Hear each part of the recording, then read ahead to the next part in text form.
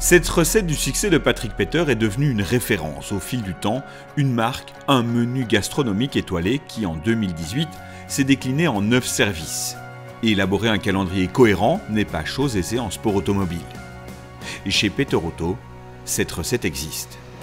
Et cela débute par un petit voyage au soleil dans le sud de l'Europe à Barcelone pour le Espiritu de Montjuïc, un meeting de retrouvailles pour les habitués ou de découverte pour les nouveaux venus. L'accueil des Espagnols est toujours chaleureux et cette année encore, les différents plateaux qui se sont produits sur la piste catalane ont offert un spectacle de haut vol. Bref, les corridas du premier week-end d'avril sentaient bon l'huile moteur et le vieux cuir patiné.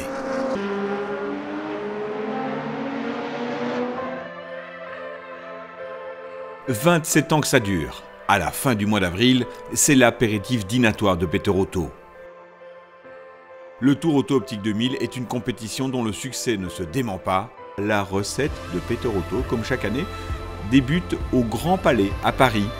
Et pour cette édition, les traceurs avaient opté pour un itinéraire dans l'est de la France.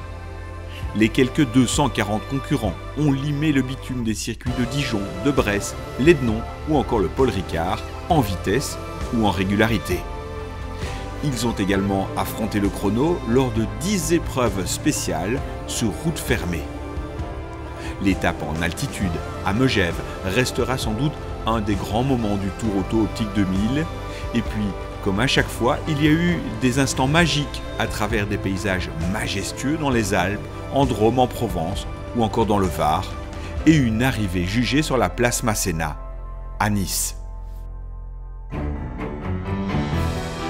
Entre l'apéritif du Tour Auto et l'entrée du Spa Classique, les équipes n'ont pas vraiment le temps de souffler. Le plus grand meeting des séries Peter Auto se déroule à la mi-mai.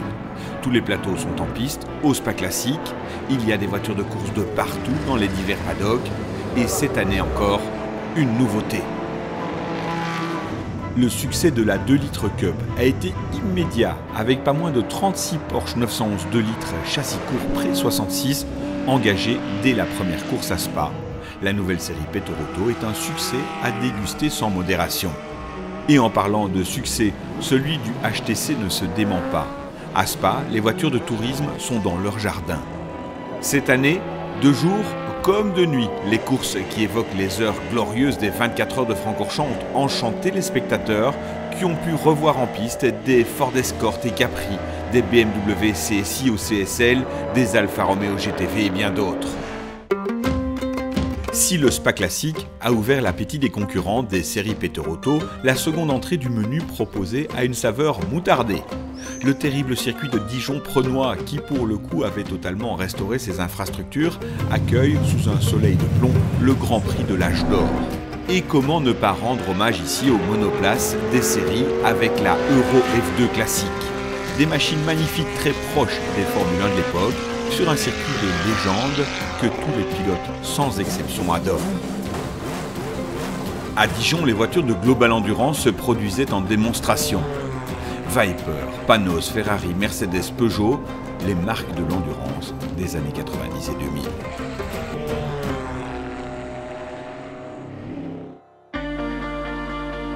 C'est le plat de résistance de la saison, une recette mijotée durant 2 années, car le Mans Classique est un événement biennal. Près de 200 000 spectateurs, 500 voitures en course, dont les plus anciennes datent de 1923 et les plus récentes sont des groupes C des années 80. Durant 24 heures, le grand circuit du Mans en a vu de toutes les couleurs dans une ambiance unique. Les départs type Le Mans se sont enchaînés dans les divers plateaux, tandis que les fans ne savaient où donner de la tête entre les nombreuses animations, la vente aux enchères arcuriales et les expositions ainsi que les défilés de quelques 8000 voitures de club. Plus que jamais, le millésime 2018 du Mans Classique a battu tous les records et déjà les équipes de Patrick Peter planchent sur la recette de 2020.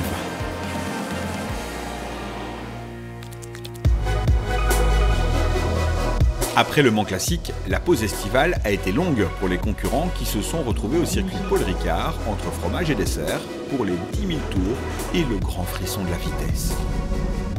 Le circuit est tracé pour les protos et les GT de classique endurance. Et les courses entre les lignes rouge et bleu des Renoff sont un véritable régal graphique. Septembre est une saison idéale pour courir au Castellet avec une température parfaite pour les mécaniques anciennes et une ambiance hors du commun lors de la course de 60s Endurance. Sur la grille, une voiture rare, une Kellison J4R de 1958. Le plateau 60s est le mieux garni des séries Peterotto avec une grande variété de modèles et des lignes qui, comme son nom l'indique, rendent hommage aux reines de l'endurance des années 60.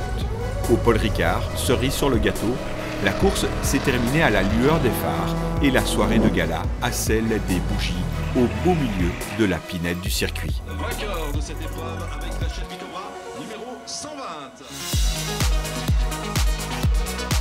Dans un menu gastronomique, il y a toujours une surprise du chef. Et cette année, celle de Patrick Peter était réservée aux heureux propriétaires de voitures d'exception, celles qu'on ne croise jamais sur les routes.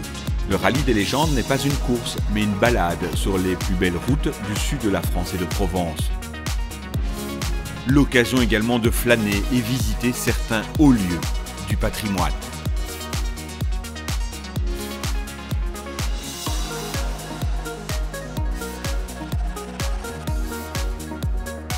Au pied du Mont Ventoux, les derniers touristes du mois de septembre ont peut-être croisé ces incroyables Aston Martin, Ferrari, AC ou encore Matra.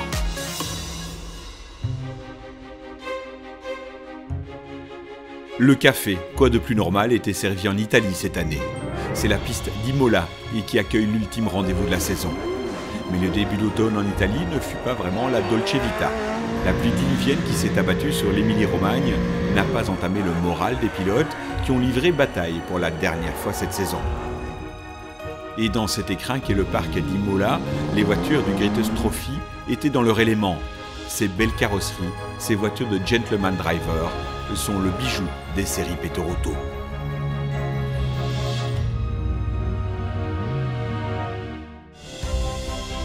Le menu 8 services aurait dû se terminer à Imola, mais rien de tel qu'un petit digestif pour achever une dégustation.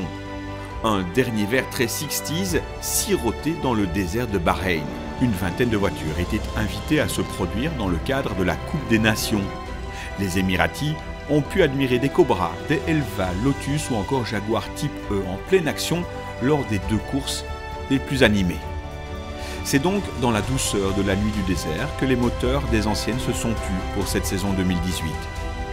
Les regards des nombreux pilotes et amateurs d'automobiles classiques sont d'ores et déjà tournés vers 2019 avec le nouveau menu des plus alléchants concoctés par les équipes de Peterotto, toujours à la recherche de saveurs et d'idées nouvelles.